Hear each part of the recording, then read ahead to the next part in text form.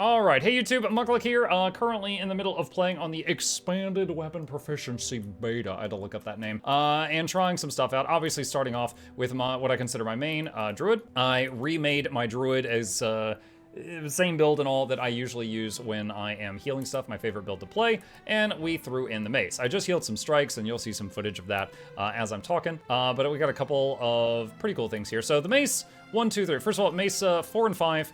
Not really suitable for support druid in general. The 4 is awesome as far as a survival skill. It gives barrier to you, more if there's an enemy near you when you use it. It gives a second of stability to you. It says 2 seconds because I have max concentration, and it removes conditions from you. It's a great survival skill, probably going to be neat in PvP, but not for, if you're a support. And the 5 is just power damage, power damage, power damage, power damage in a daze. So the offhand mace, not really for support. The main hand mace though. Main hand 1, just by autoing, it will keep permanent vigor on your team. Without quickness, every 3 seconds, it gives about 6 seconds of vigor.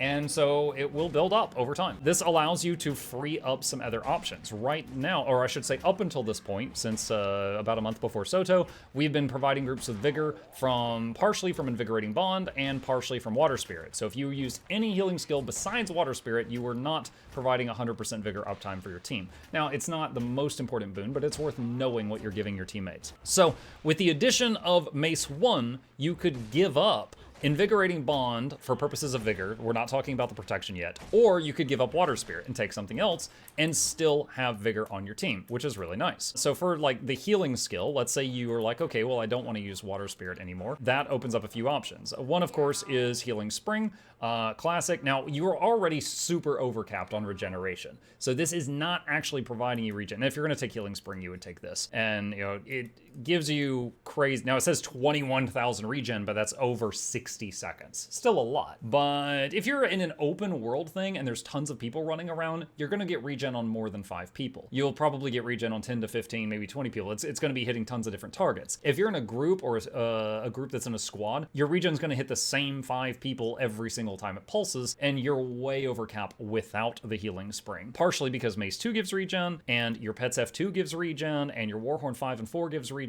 So this is mainly, in those situations, just going to give you a ton of cleansing. So much condition cleansing. Can cure up to 60 conditions in the worst environments. So that's an option. Also, if you're going to take the Healing Spring, make sure you have Windborne Notes, because every time it gives regen, it will proc this and do a small heal at the same time that's not part of the regen. Or the Glyph. So you got 3 options, either Water Spirit, Healing Spring, or Glyph. You can pick which one you like without worrying about the vigor. And you might still love Water Spirit. It's only a 20-second cooldown, less with Alacrity, and it's, hey, I need a big honkin' heal over there.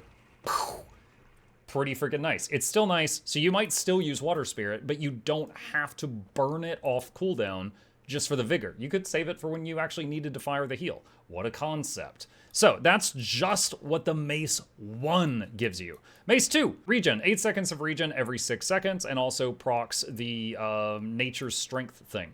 So the Nature's Strength thing is pretty cool. So first, it's like when you're doing anything with the Mace, you build up stacks of purple guy here. William Afton starts stacking up. And once you get 5 stacks of William Afton, the next 2 or 3 resets your cooldowns of the Mace skills. So if I hit Mace 2, it procs, and then you can hit Mace 2 again.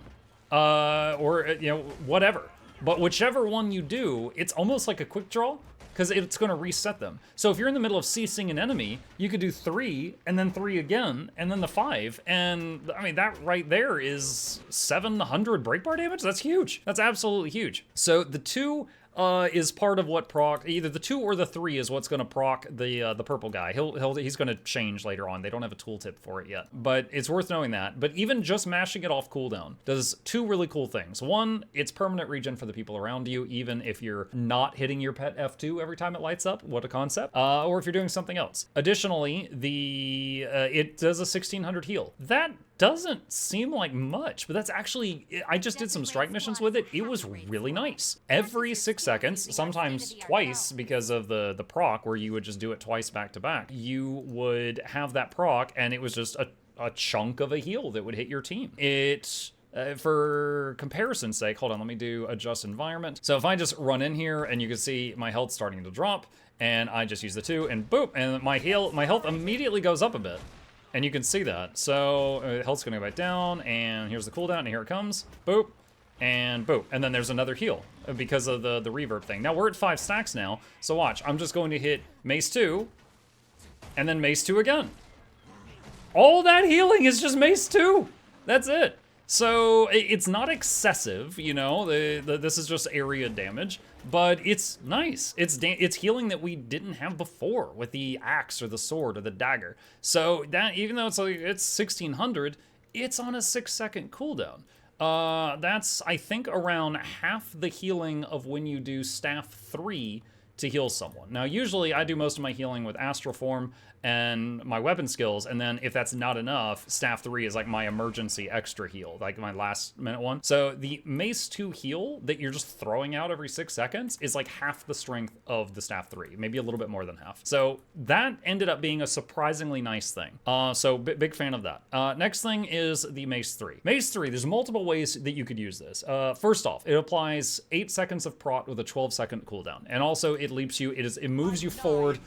You could throw yourself off a cliff with this if you're not careful. The Mace 3 moves you forward. So up until this point, we've been getting our protection. You needed 2 of the 3 of these in most cases. Invigorating Bond, which is pet F2 every time it lights up, throwing a Stone Spirit every time it comes off cooldown, or using this trait and then just using a glyph every time it lights up to give some prot uptime to your team. So like if you were running Glyph of this, a Glyph of Rejuvenation, every time you use this to heal your team, that would add 8 seconds of prot to them. So 2 of the 3 of those options gave you prot on your teammates. Now, if you choose to use Mace 3 every time it lights up, you will have 8 seconds of prot on your team from this. So you could take Stone Spirit off your bar. Now, Stone Spirit still gives Aegis, okay? That is important to note. Sometimes that's awesome. But if you needed to take Stone Spirit off your bar, maybe you're a new druid, you're struggling with might generation, you could put Sun Spirit there and still have prot up on your team the whole time by using Mace 3 every time it lights up,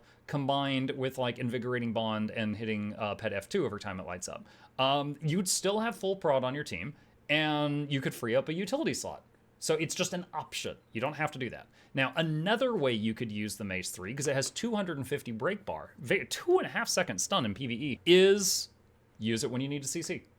And keep in mind that if you've got 5 stacks of purple guy, when you use Mace 3, it would immediately light up again. Really quickly, just to, you know what, hold on a sec. Adjust Golem settings, add a Defiance bar, add an average one, and update Golem.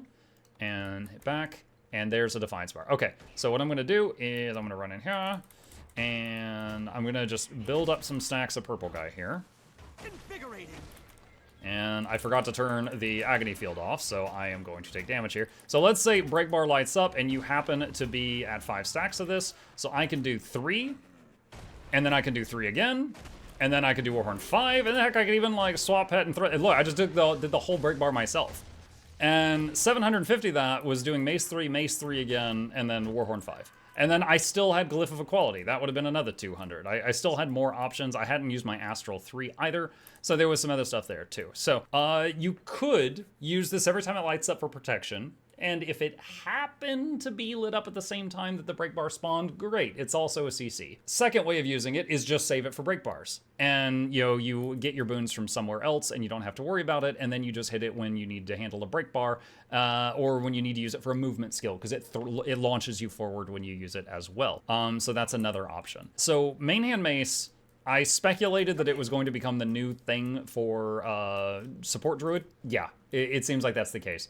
It gives you so much. Another thing that you could look at is we were having to hit pet F2 on cooldown because it procced regen, prot, and vigor. Regen, prot, vigor. So if you were using these on cooldown, it's a tight rotation, but if you were using these on cooldown, you could get away with not hitting your pet F2 every time it lights up for the purposes of this and this. Which mean, now obviously a lot of us are doing it with the Jungle Stalker just because it gives some might stacks. So you might still be doing that anyway. Also, unrelated to the weapon thing, so to my ranger friends, the Jungle Stalker's roar went from a 3-second cast time to a half a second.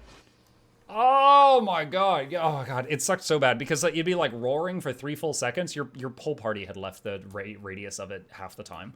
If you're in a fractal or something, it would almost never hit the party because they would have moved out of it by the time it was done casting. So nice having a half-second cast time on the roar here. Huge quality of life for the support druids that ever since they nerfed the might generation of Grace of the Land, and we had to start using this to fill in what we lost.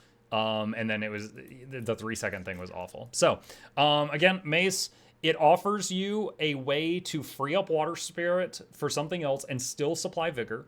You could free up Stone Spirit for something else and still supply Protection. You could free up hitting your pet's F2 off cooldown to save it for an emergency or for something if you needed to, although you're probably still going to be doing it off cooldown because Jungle Stalker F2 gives might, to be fair. So I ran this through some strikes. There'll be some footage that's on the screen during this. But yeah, the main hand mace on support druid feels good. All right, I think that's all I have to say about this bit. Lots more stuff to test, but that's all I've got for now. See you in the next one.